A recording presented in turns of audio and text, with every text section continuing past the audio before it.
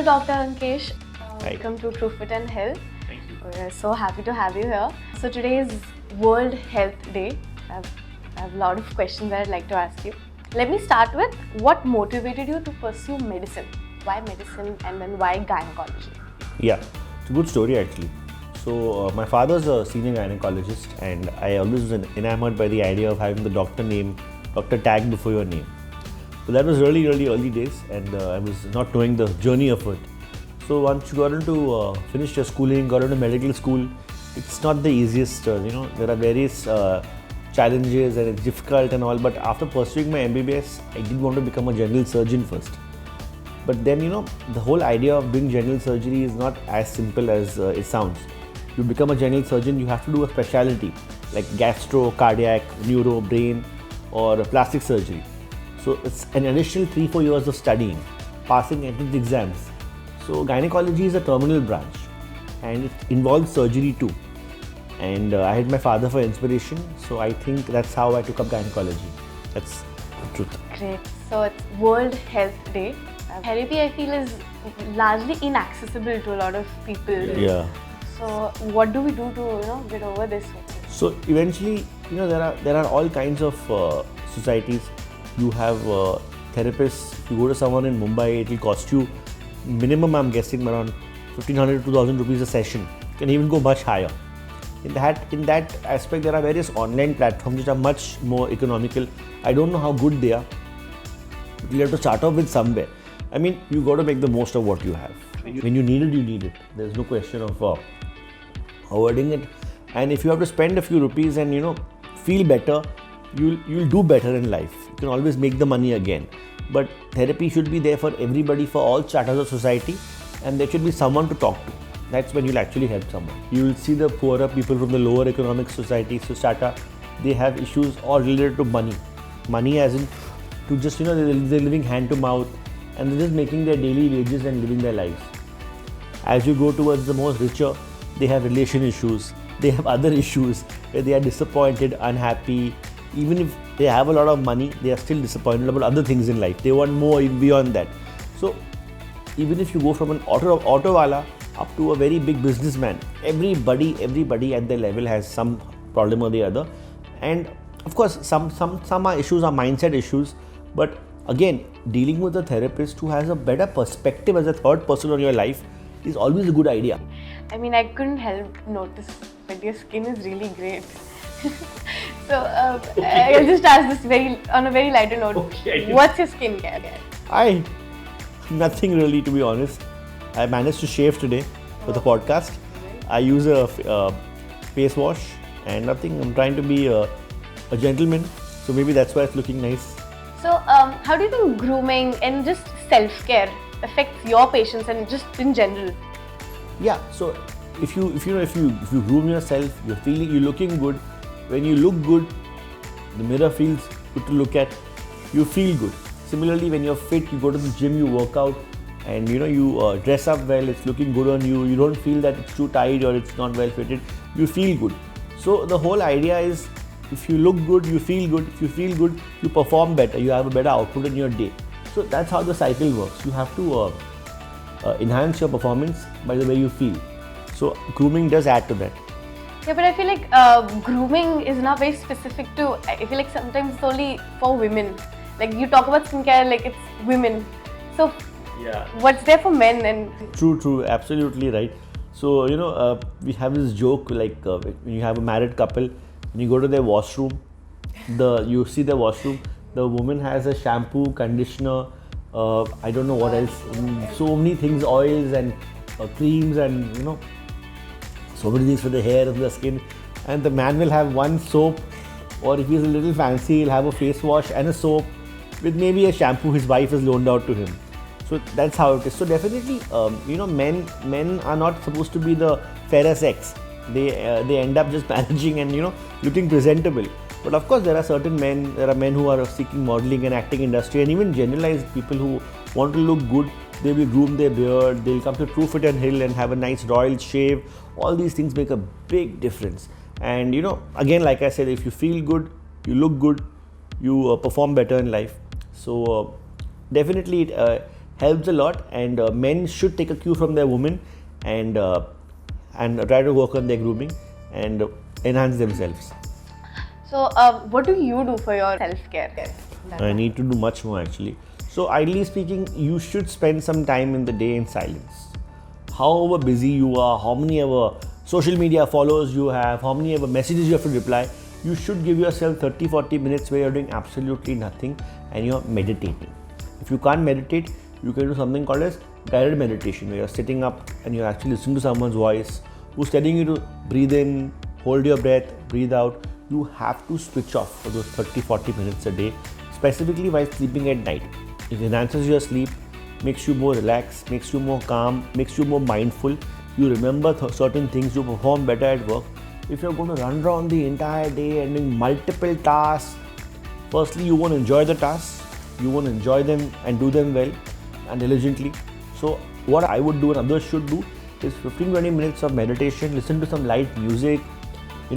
Some people do some prayers at night, they chant certain prayers, and whatever works for somebody, do that, but you have to give yourself that 30-40 minutes a day you owe it to the universe to be that much spiritual, and that's what I would tell everyone to do. Personally, I feel like I can't take 30-40 minutes out of my life ever. Are? I know it sounds ridiculous. You should start with 10-15, and then if you're good with that, you can push it to 20, 25, 30 eventually. You start with 15 at least. Start with 10. That much you can do. People can scroll on Instagram for 2 to 3 hours watching reels. But what is that achieving? You're just killing time. Rather you should have. I know some people who are so intoxicated by the phone and by social media, they actually take a day off the phone. They delete their social media app for a couple of weeks and couple of days or whatever they do to just spend time with themselves. Because the more content you consume, it's running in your mind. With everything, good and bad, if you watch too much of anything, it plays in your mind. It will come in your dreams also. So the truth is that you need to filter out certain things. You need to clear your head and start afresh once in a while. Very important. I would say rather than that, even playing a good sport, playing a good strenuous sport, exercising, jogging, some light music is so important for yourself. But people are now stuck to their phones, which is, you enter a railway compartment, you enter a bus, you enter a cafeteria, you enter a restaurant, no one's talking to each other. Everyone's on their phones, and you see a family of 4 on their phones eating their food. It's really sad what's happened to the world. There should be like a rule where you enter and you keep your phone in some tray or bucket, and you are not allowed to access your phone, and that's how you feel better. So you are from this generation who has seen the rise of social media, there was time before social media now. So how do you think the conversation around health has changed solely because of social media? Major. So I'll be very honest, when I was in school, college, there was no discussion on the meaning of the word stress. Stress was a topic in the physics books. The stress of a rubber band, the stress of elasticity. Now everyone is trying to match up to everyone, compete to everyone, be ahead of the news for everybody, following multiple things. The bigger you become, these celebrities and the film stars, they have so much pressure on themselves to look good, look fit, keep updating their lives. I don't even think they are absolutely happy doing this every day. So definitely the whole idea of being up to date, have you been to that restaurant? Have you been there? Have you posted a picture with that person? Have you done this? Have you posted this reel? The entire stress is all of your unimaginable self-made expectations. So I think it's very, very important to be minimally ambitious, content with yourself, and choose what you want to do, Like I was talking to someone regarding the number of hours you spend on the phone a day. There are people who are on their phone 24 hours, except when they maybe sleep.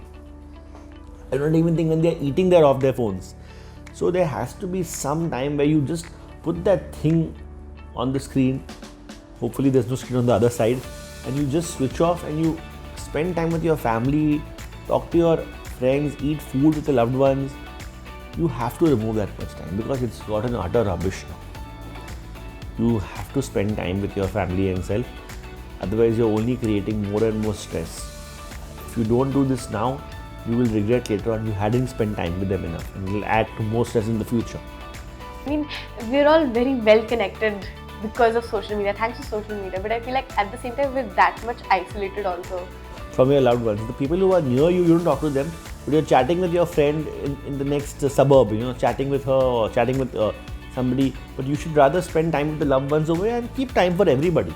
But this has become unending. There is no limitation, there is no time limit, and the addiction is quite serious actually. Do you think social media has impacted like physical health of people? Like, do you see that in your patients, like say somewhere before 2013, or I don't know, like has there been? No, there are many patients who say they never get time to work out. They don't get time.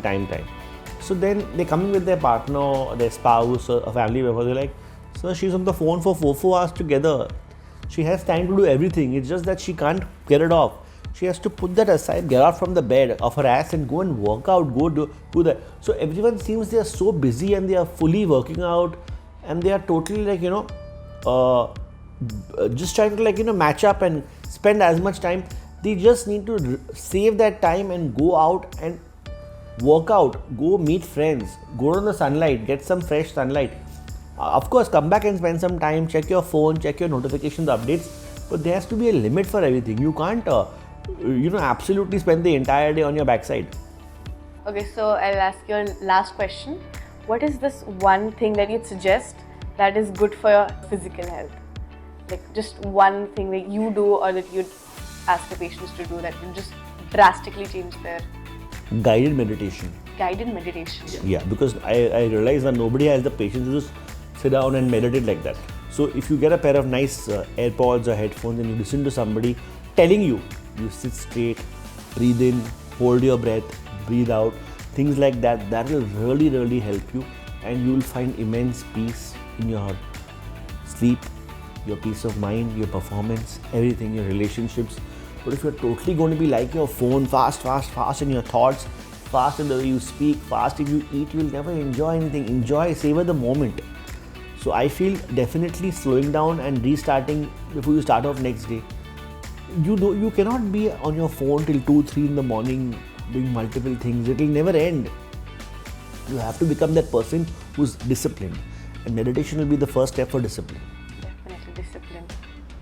I'll try to incorporate all of these in my life. Best of luck. Our audience does that too. Thank you so much. It was so nice talking to you.